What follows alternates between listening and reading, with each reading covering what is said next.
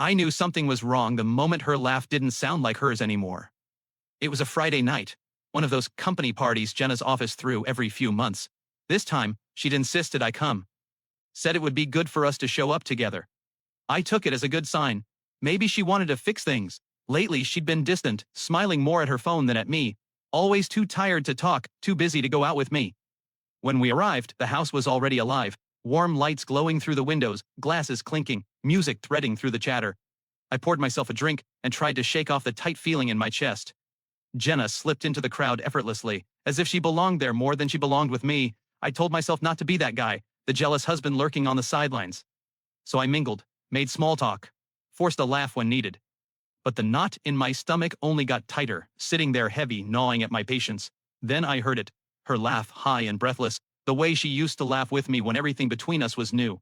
I followed the sound and found her just beyond the sliding glass doors, half hidden on the patio. Her hand was on some guy's chest, his face close to hers, his thumb lazily circling her wrist as he murmured something that made her smile. She didn't pull away. Her lips parted slightly. I froze. My drink suddenly tasted like metal. Someone brushed past me, asked if I was okay, but I didn't answer. I just turned and walked out. No scene, not with everyone watching. The night air was sharp against my skin as I unlocked the car with shaking hands. I didn't call or didn't text. The drive home blurred past me. Headlights, empty streets, her laughter still echoing in my head.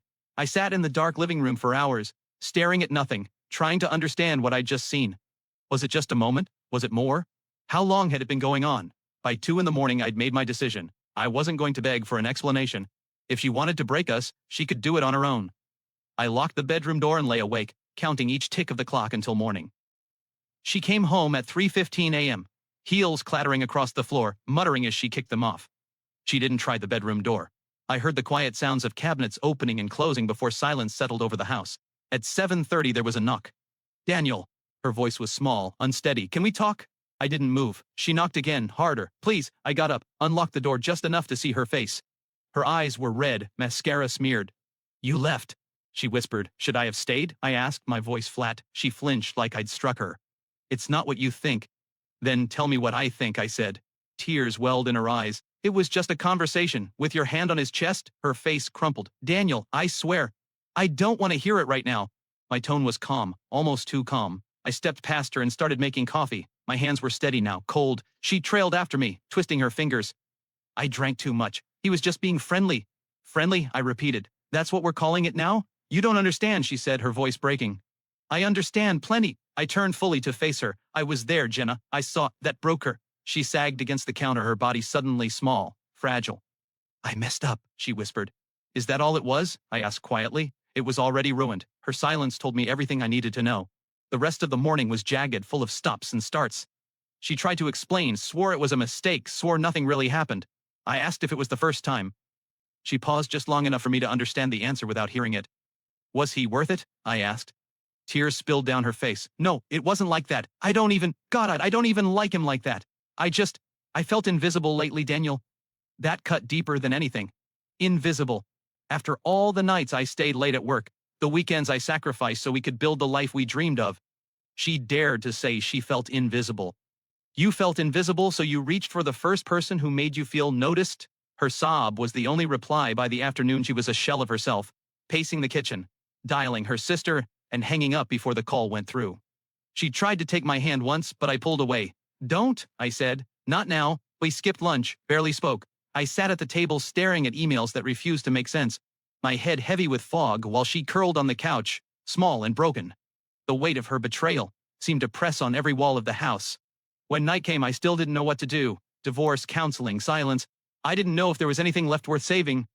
Around 10, she came to me, kneeling by my chair. She grabbed my hands like they were the last thing tethering her to the earth. "Please, Daniel, please don't leave me," she begged, her voice cracking. "I don't want him," she whispered. "I don't want anyone else. I was drunk, I was stupid, I wanted to feel like I mattered. God, I hate myself for it." I looked at her, then really looked at her, and saw the woman I fell in love with trembling under the weight of her own choices. People never tell you this. Betrayal isn't always cruel or calculated. Sometimes it's just weakness, small, selfish weakness, but it still breaks you just the same. "I'm not deciding tonight," I said quietly. "I need space." She nodded, tears running down onto my hands. "I'll do anything. Please, don't give up on us." I stood, gently pulled my hands free, and went upstairs without saying another word. The days that followed passed in a haze. We shared quiet meals, but little else. I moved into the guest room. She started therapy. I started writing in a journal, something I hadn't done in years. 6 weeks have passed now. Some mornings I almost forget. Almost. Other mornings, it all comes rushing back. The image of her with him. The way her hand rested on his chest, like it once rested on mine. She's trying. I can see that. She deleted her social media, cut all ties with him, scheduled counseling sessions. But trust doesn't just grow back because you want it to.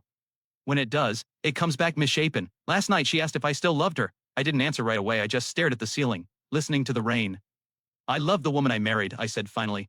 I don't know if she's you anymore. She cried herself to sleep beside me. I stayed awake, wondering if some wounds aren't meant to heal, only to be lived through.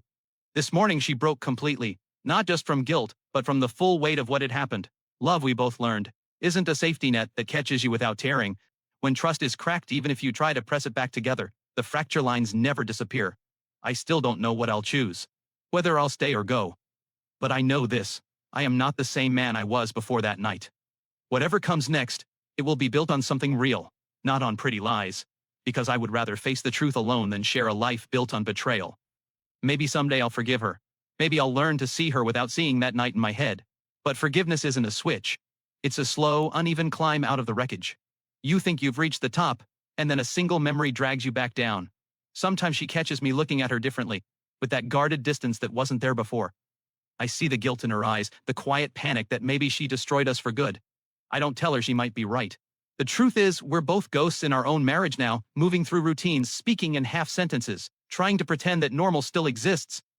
I watch her cooking dinner, folding laundry, laughing softly at some show, and I wonder if she's acting for both of us, or if she's really trying to rebuild something that no longer exists.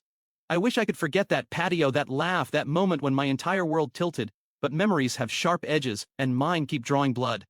Sometimes I replay the night in my head and imagine what would have happened if I'd confronted, right there, in front of everyone. Maybe it would have been cleaner, loud, messy, final.